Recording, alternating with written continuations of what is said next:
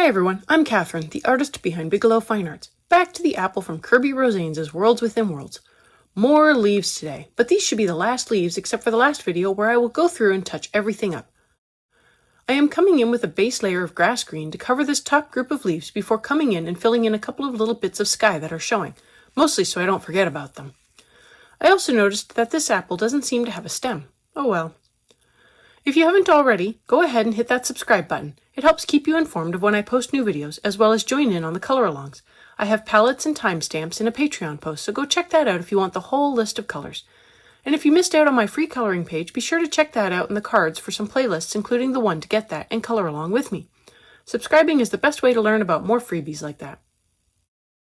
I come in with the permanent green olive to roughly block in my shadows over these leaves. Most of these leaves appear to be showing their bottoms, so I am treating them as the undersides.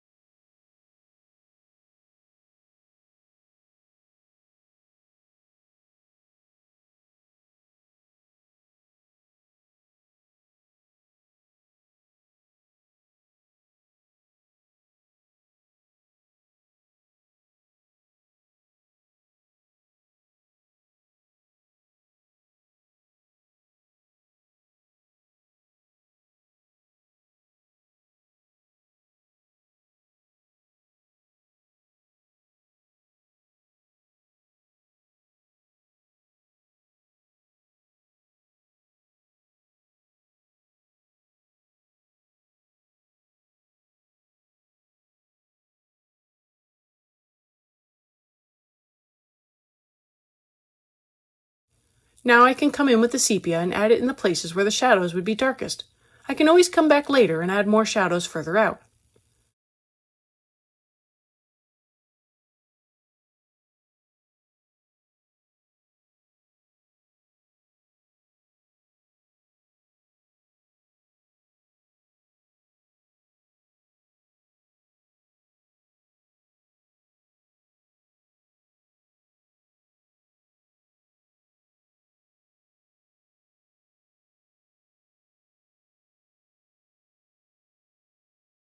With the May green, I go through and add in my yellowing layer over the leaves and also work up the shadows a little more. I use slightly more pressure where the shadows are and lighten the pressure the further out I go until I am just adding in a very light layer. I also make sure to give the stems a layer to get them some color on them.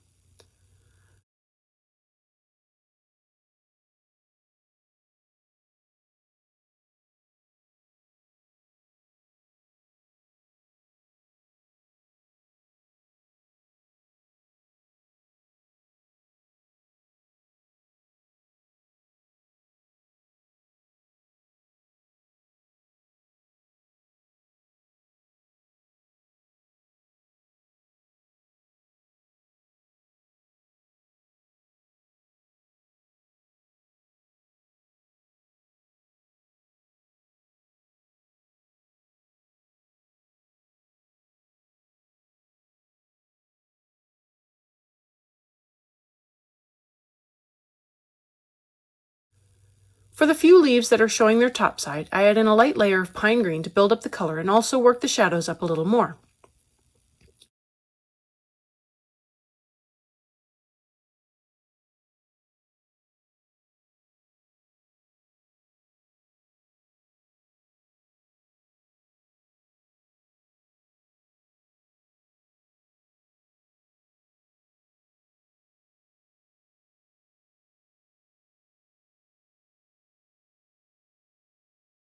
I can then bring in the permanent green olive and work up a yellowing layer as well as add a little more to the shadows.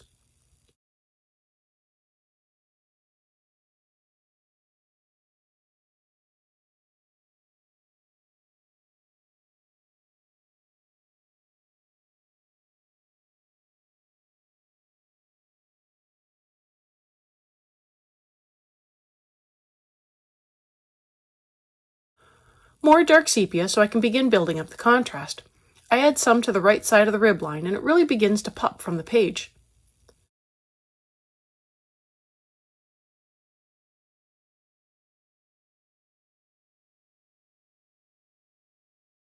I bring in a little dark green for the deepest part of the shadows on the top surface of the leaf.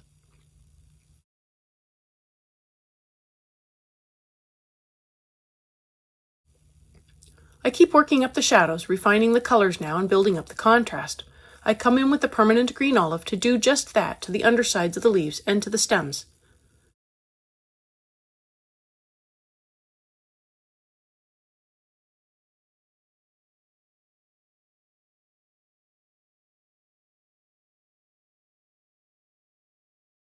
With the May green, I work up the shadows more, adding in light layers to get the contrast up just a little more.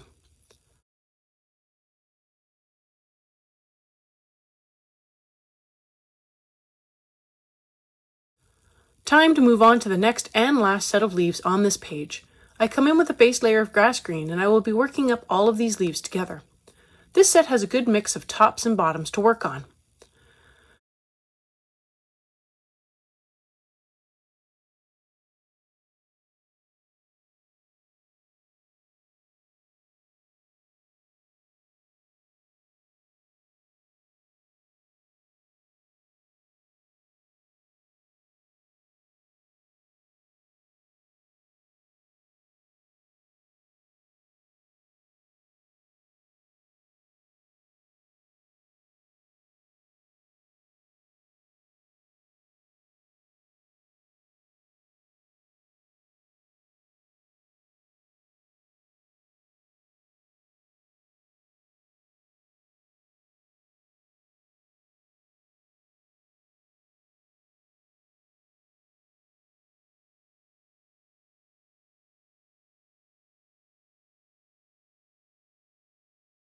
To roughly block in the shadows, I start with the permanent green olive and rough them in. I can use this color and go further out than I could with the sepia. It lets me add the shadows in roughly and refine with the sepia. I can add the shadows to all of the ribs and veins as well without it looking too strange.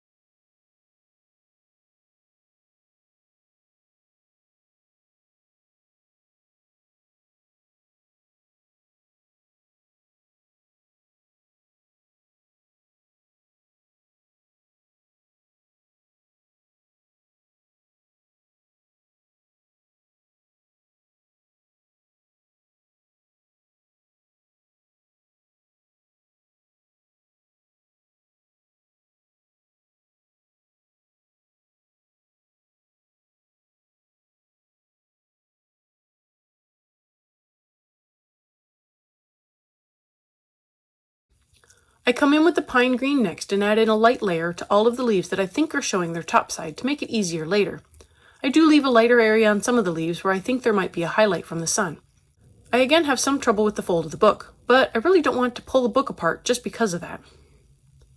If you've made it this far and have enjoyed coloring along with me or just watching these leaves come to life, I'd appreciate it if you give me a like and subscribe to stay informed of when I post more videos. It really helps me out. Patreon has a short write-up, my palettes, and a list of the timestamps, and I've made them available for everyone. If you have any questions or page requests, please leave them below or reach out to me on social media. I put in a list of chapter breaks in the show notes, as well as a list of equipment I like to use. If you use any of my affiliate links, it really helps me out without costing you a thing. I post 3 times during the week, and subscribing is the best way to stay in the loop. Plus, if I post more free coloring pages, you'll be one of the first to know.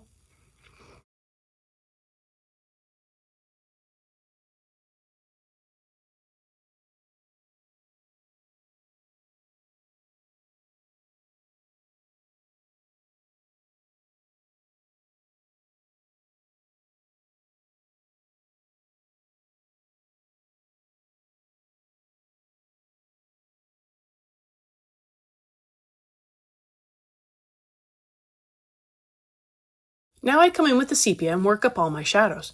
I pick a few of the ribs to show and give the right side of the main rib a darker shadow, helping it pop off the page better.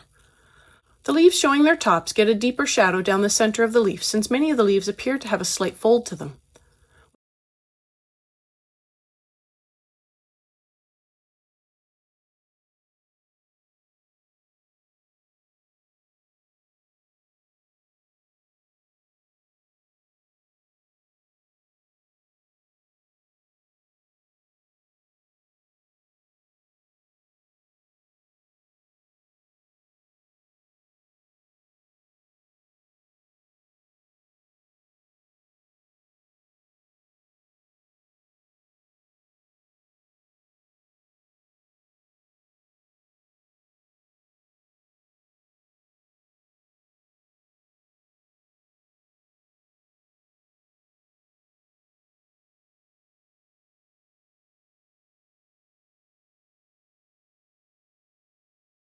With the pine green, I come back in and rework all of the shadows and refine the colors for the tops. It is rather fascinating to add in some shadows to something that looks flat and watch it slowly pop off the page and look more realistic.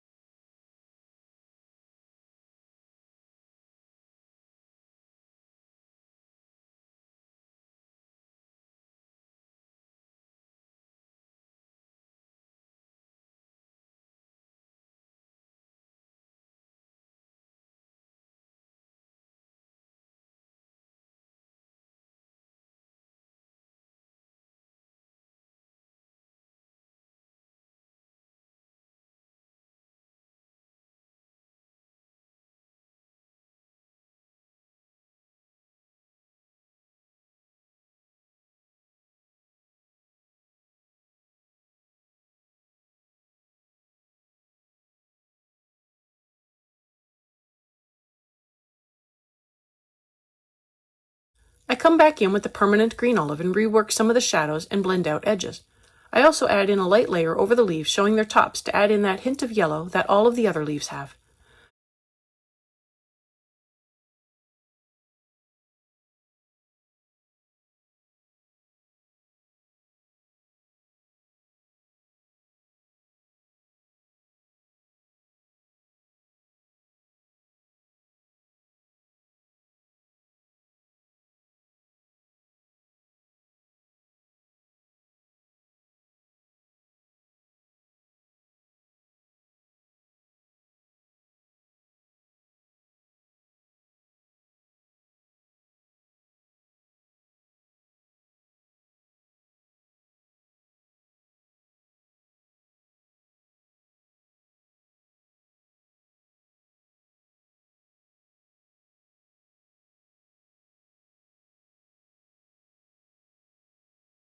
I bring in more May green to keep refining the shadows and to refine the color even more. Mostly it is touching up the lightest shadows to help them just a little more.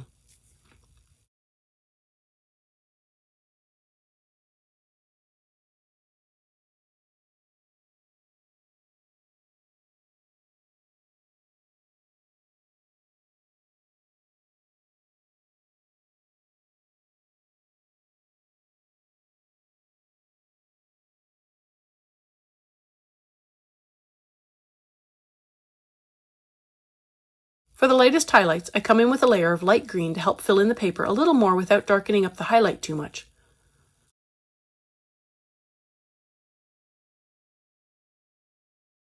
A little more dark green for the deepest shadows. This really helps with the contrast. The higher the contrast, the better everything looks. I don't always have enough, so I'm always trying to keep darkening things up more.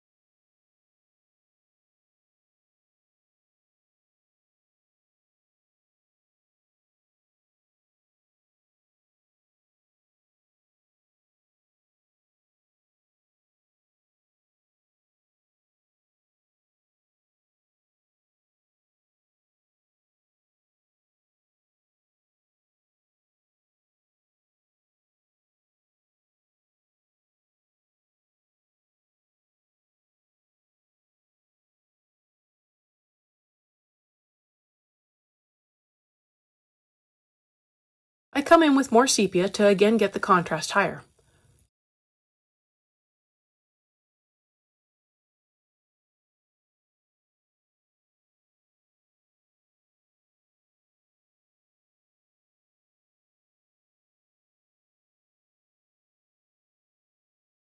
And a little dark red can really help get it dark.